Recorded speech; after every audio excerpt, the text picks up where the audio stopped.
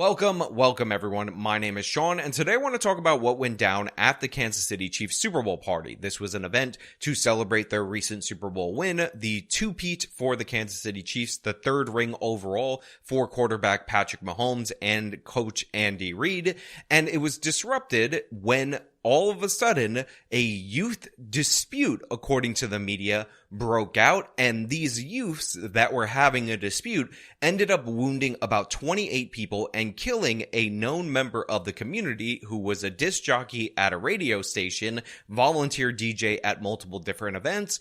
But what's more interesting than the event itself is the coverage of the event, or the lack of coverage of the event, after we found out some information about these teens, about this youth dispute, because it's quite telling the way that our society functions when members of a certain identity group are the perpetrators behind the shooting, because then all of a sudden the media doesn't really care all that much. But before we get into that, I want to thank everybody who signed up over on actualjusticewarrior.com/join. Give me the money. Give me the money. Okay. And thank you to the podcast listeners, Spotify, Apple, and Google's podcasting platform. Look, we all think our dads are heroes, but I don't know. If you ask Alyssa Marsh Contreras, she has even extra reason to believe her dad is a hero, because Paul Contreras ran towards the gunfire in Kansas City today and tackled the alleged gunman. Right there on your screen. Watch it happen. That's Paul taking an alleged gunman down while everyone else is running for the hills and trying to get away and save their lives. So as I said in the open, Super Bowl parade, there's a shooting, a dispute between youths apparently. Now in this particular situation, we have some genuine heroes, by the way, average everyday people who decided to pursue and tackle one of the suspected shooters in this particular incident. And you could see based on the video that what we're dealing with is a young black male perpetrator, and what this looks like in reality is gang violence. And youth dispute is the softer language for that particular situation that the mainstream media wants to use in order to downplay this as much as humanly possible. They'll call it a mass shooting, and they'll say, oh my god, America is being destroyed by these mass shootings and all that. But when it comes to identifying the perpetrator, as is normal with mass shootings, they seem unusually inept in doing so. And this is despite the fact that these two particular shooters, or two people that were arrested of the three, appear to be 17 years old, the ones facing charges for firing the guns in this particular situation. And we've seen much younger shooters be named and shamed by the public. I mean, we just did a prosecution of the parents of a school shooter in Michigan, and that kid, I believe, was 15, maybe even 14 at the time that he committed the crime, and his name is out there and in public and available. But in this particular instance, even though we have a lot of people wounded, we have a woman that is a part of the community that was in fact killed in this situation. You have a bunch of witnesses, literally 1 million people were out there, and there were people who assisted in taking this person down in like a group, average everyday civilians who did the right thing. It just seems odd that all of a sudden we're not getting any descriptors of this suspect. And by the way, credit where credit is due to Ann Coulter for calling this out on Real Time with Bill Maher the day of. I mean, we don't know who did this shooting, by the way, the Super Bowl shooting. We have some idea. What? If it were a white man shooting, we'd know. Well, we don't know. But that's how we know it's not a white man. I can tell you that much. Do you think they were repressing that reporting? They wouldn't tell us about the transgender woman that shot up the Christian school for what, like a year? San Bernardino out here. Remember the crazy terrorist Muslims? That's when I first noticed, they're not telling us who it is. It's not a white male. The longer they go without telling you, it's not a white male. Okay, well, we don't, for this one, for right now, as of Friday night, February 16th, we know. We don't officially know. Okay, you know, you have special powers. Now, by the way, credit where credit is due to Ann Coulter in that situation, because she called it to a T. She was 100% right. The reason we weren't hearing about the identities of these particular shooters, we just got vague things like teens, youth dispute, and all that, is because they were black males. And by the way, even if the media didn't want to give the description of the shooters, one of the things that I noticed about these particular segments is that they weren't even showing the videos of the heroic people who tackled one of these black male shooters and held him until the police police come. They tackled somebody who was armed with multiple firearms, held him down because they believed it was the right thing to do, and nobody in the mainstream media wants to show that video because you might get an inkling of who's actually behind these particular shootings. Like, their images were out there and public and available, but the mainstream media chose not to do it. And the reason why is because nothing is less interesting to the mainstream media than black on black crime. So in this particular instance, we hear about the Kansas City Chiefs mass shooting, but we never get any look at the shooter, a la the same thing that happened in Nashville when the manifesto of that particular shooter was suppressed by the media until ultimately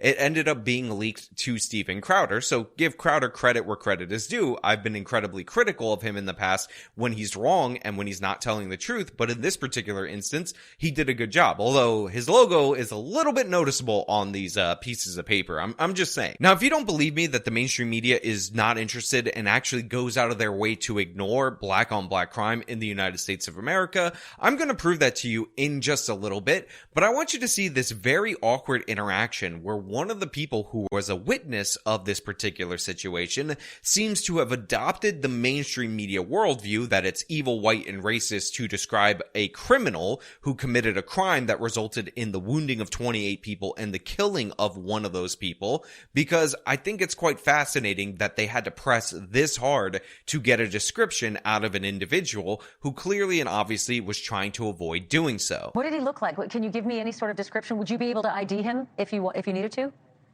Oh, yeah, I think I would be able to. He did look fairly young, I would say, upper teens maybe. But yeah, he had on what looked like a worker's jacket, just like a gold jacket, along with some white, whether it's a shirt or hoodie, along with what looked like to be sweats. And was he black, white, Hispanic? What could you tell? He was African-American male. Now, while that was incredibly painful, there's actually a clip of one of the people who tackled the suspect, held him there until the police got there, where he claims that he never saw the guy that he was physically on top of, stripping the firearms away from during the heat of this situation, to show you how absurd things have actually gotten, to the point where even the citizens are kind of in denial of this particular situation. Did you see anybody else that he was running with? And did you get a look at anybody else who you think were also gunmen? Yes, the first man we saw running, he was in an all-black jumpsuit, where we later found out as we left the scene and are walking over the bridge, trying to walk on the sidewalk, we were forced to jump over the barricade to continue walking over the bridge on the street. And yes, he was in an all-black jumpsuit, the first offender they caught, and he was sitting down, handcuffed on the bridge, which I think forced the second offender to run back towards the crowd. But one of the things that I find interesting is the fact that the media would be ignoring this situation completely, but for the fact that it happened at the Kansas City Chiefs Super Bowl party, and initially they thought maybe it was an evil white racist mass shooter or some kind of white guy mass shooter with a political motivation, but when they found out it was black people, they just dropped it and they're trying to remove it from the headlines. And the reason I know this is because this kind of thing happens all the time in Kansas City, Missouri. You see, last year, Kansas City, Missouri set an all-time record for the number of homicides in the city at 182. That was 12 more than the homicides in the previous year, which were 170 for those of you who aren't good at math, which is in and around third all-time in terms of homicides. And it broke the all-time record of homicides in 2020, the year of George Floyd, the Black Lives Matter riots, of 179. So right now, Kansas City is going through it. Kansas City is an absolute disaster. It's one of the more dangerous places in the United States of America, and this is overwhelmingly, disproportionately young black men, just like the people behind this shooting, committing the crimes and being victimized by these homicides. And there are a number of reasons why there's a significant spike in homicides in Kansas City, Missouri in particular, and a large part of that is due to the fact that they have incompetent, absurdly stupid, and asinine leadership. Because based on those same very years that I told you about, where we saw almost 3 records in the span of 4 years in terms of homicide in the city of Kansas City, Missouri, we had the mayor release a statement in response to this particular data, and that statement It's almost chef's kiss level of stupid. Let me read it for you so you can understand it. Mayor Quinton Lucas said Wednesday on Twitter that some crime trends have gone in the right direction, as non-fatal shootings are down this year compared to last, while others, like homicides, have reached new highs. We are working collaboratively to build a safer city in 2024. Yeah, that was actually a thing that was said by the mayor in response to him presiding over an all-time high in homicides in his city. A lot of them are gun homicides. A lot of them are gang-related homicides. They skew disproportionately younger, under 20, high upper teens, and by the way, specifically black males. And he said, well, the non-fatal shootings are down because the people doing the shootings are killing the people they intend to kill, or making sure that they kill the person that they hit with the bullet. So in that way, non-fatal shootings are down. So we should celebrate that because, obviously, look at all these non-fatal shootings. Don't look at the fatal shootings on the other side of this, because why would we even talk about that? What an absolute idiot. What an absolute buffoon. But then again, that is what you are to expect from these Black Lives Matter politicians, from these woke politicians. And by the way, I've been saying on this channel repeatedly that removing these woke politicians would lead to positive results, and maybe people disagreed with that, maybe people didn't understand that. But guess what? In this very same year that Kansas City, Missouri hit an all-time high in terms of homicides, we saw a break in the fever in terms of homicides in the city of St. Louis. Now, don't get me wrong, their homicide rate is still extraordinarily high, but it dropped from 200 to 158 year over year. It's one of the largest declines in homicide in the city of St. Louis's history. And I think this is due in part to the fact that they were able to oust the woke district attorney, Kim Gardner, who wasn't prosecuting anyone for anything. Now, not only did murders drop in the city of St. Louis by 21% year over year, which is fantastic, but overall shootings dropped by 24%, and victims of shootings that are juveniles in the city of St. Louis dropped by 50%. Again, same state, they just got rid of the woke prosecutor, hired a new police commissioner, decided to use the police for violence prevention, and the proof in the pudding is in the taste. And luckily, you can actually taste it in St. Louis because you're still alive. You haven't been shot up. Now look, the homicide rate in the city of St. Louis is still incredibly high. I don't want you to get the wrong interpretation from what I'm saying about this, but the point is, they made some big changes. They moved in the correct direction. They got rid of their Soros DA. They started a violence prevention program, which has the police focusing on high-risk offenders, targeting them for specific interventions, and they saw significant drops in what they were aiming to do. Conversely, Kansas City is defunding their police. $47 million is not actually a lot if you compare it to the full police budget and the full budget of Kansas City. And we're asking for just a percentage of accountability to make sure that we can do what the people have asked us to do.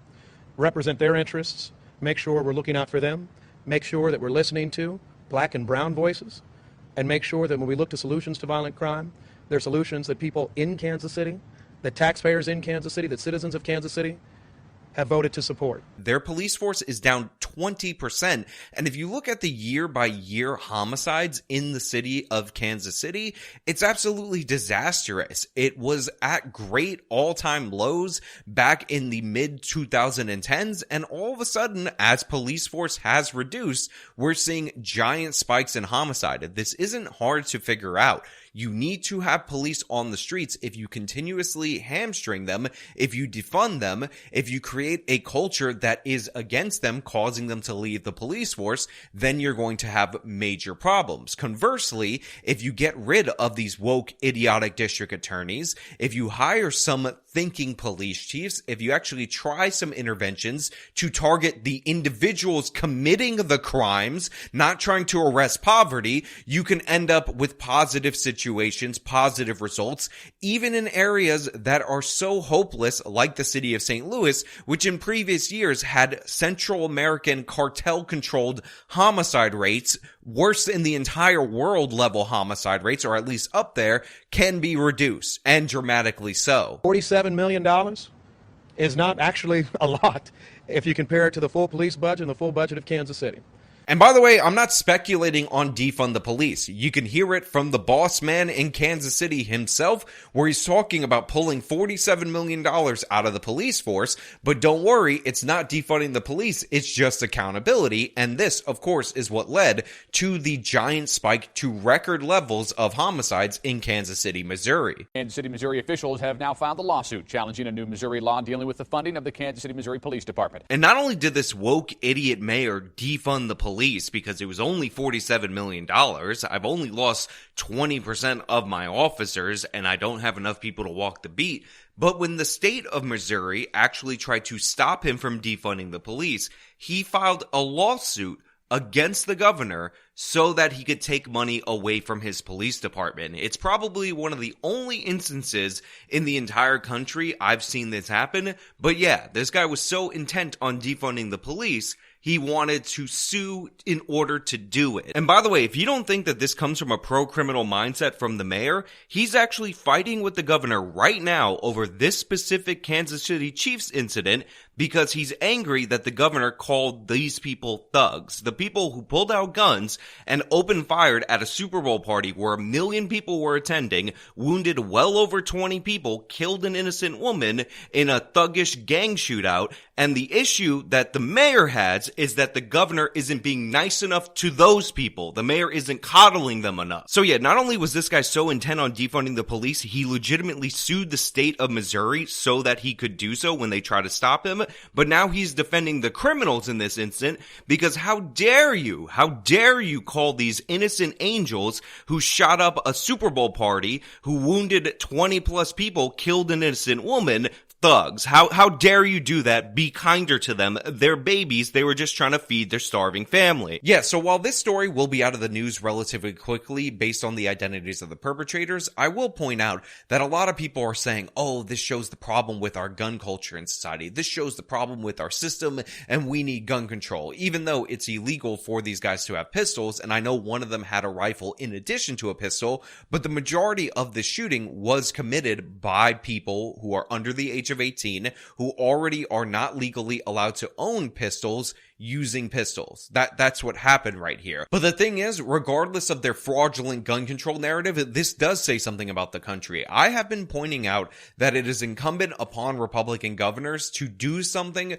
about these woke left-wing Soros-backed district attorneys. And the governor of Missouri put pressure on Kim Gardner to the point where she resigned from her post, and we saw the positive results of that in the city of St. Louis. We saw what happened when we actually confront the problem directly, rather than having a district attorney trying to aid and comfort the criminal. Crime trends tend to turn around. But when you do the opposite, when you continue to hemorrhage police officers, when you don't have them on the beat, look at what happens. It's a tale of two cities, the first largest city of Kansas City in Missouri, and the second, St. Louis, and them going in complete opposite directions. But hey, those are just my thoughts. Let me know your thoughts down in the comments below. If you like this video, then show them by leaving a like, subscribe for more content, follow me on my social medias, support me via the support links in the description of this video. This has been me talking about the Kansas City Chiefs shooting.